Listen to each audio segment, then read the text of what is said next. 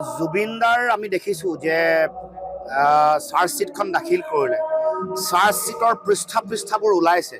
পৃষ্ঠাত আমি দেখিছোঁ যে জুবিনদাক চৰিত্ৰ হনন কৰিবলৈ বিচৰা হৈছে। এক দ্বিতীয়, কিছুমান মানুহক ইয়াত ওলাই যাবৰ কাৰণে শাস্তিৰ পৰা ৰেহাই দিয়াৰ এটা কুটকৌশল ৰচনা কৰা হৈছে। তেওঁৰ এনেকুৱাকৈ চাৰ্জশ্বিট ফ্ৰেম কৰা হৈছে যেন তেওঁৰ সন্মুখত মৃত্যু হওঁতে যিসকল উপস্থিত আছিলে, প্ৰবাসী অসমীয়া যিসকলক অভিমন্যু তালুকদাৰকে কৈ তেওঁলোকক অনা নাই, তেওঁলোকক যেন ৰেহাই দিবলৈ চেষ্টা কৰা হৈছে।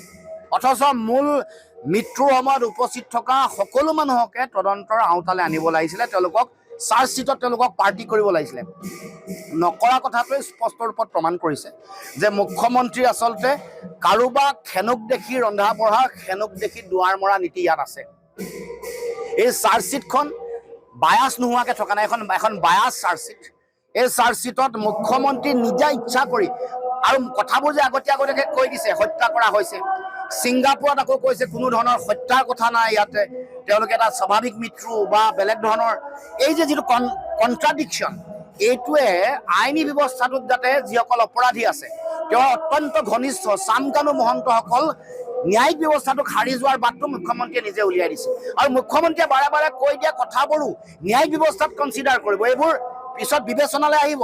ক'ব যে আচলতে গোটেইখন বায়াছ, ইয়াত কাৰোবাক সহায় কৰিব বিচৰা হৈছে, গতিকে ন্যায় ব্যৱস্থা যেতিয়াই আগবাঢ়িব শ্যামকানু হাৰি যাব, সিদ্ধাৰ্থ হাৰি যাব, নিৰ্বাচনলৈকে নিৰ্বাচনৰ বৈতৰণি পাৰ হ'বৰ কাৰণে কৈ আছে নহয় জনগণে বিচৰা ধৰণে চাৰ্জশ্বিট। আৰে জনগণৰ ধৰণে বিচৰা ধৰণে চাৰ্জশ্বিট নালাগে, জুবিন দাই ন্যায় পৰা ধৰণে চাৰ্জশ্বিট পাব লাগিব।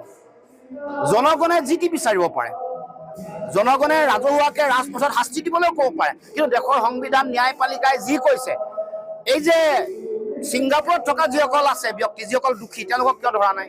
এই প্ৰশ্নবোৰ আহিছে। জনগণে সন্তুষ্ট হোৱাতকৈ জুবিন দাই প্ৰকৃত ন্যায় পোৱাকৈ, আৰু তেওঁক কৈছে না 8 বছৰ আগৰ পৰা হত্যাৰ ষড়যন্ত্ৰ কৰিছিলে, সেইসকল কোন? তেওঁ মুখ্যমন্ত্ৰী হৈ জুবিন দাক যোৱা 5 বছৰে বা এইবাৰ ছিংগাপুৰত কিয় নিৰাপত্তা দিব নোৱাৰিলে? সেইবোৰ কথাও জনগণে প্ৰশ্ন উত্থাপন কৰিছে।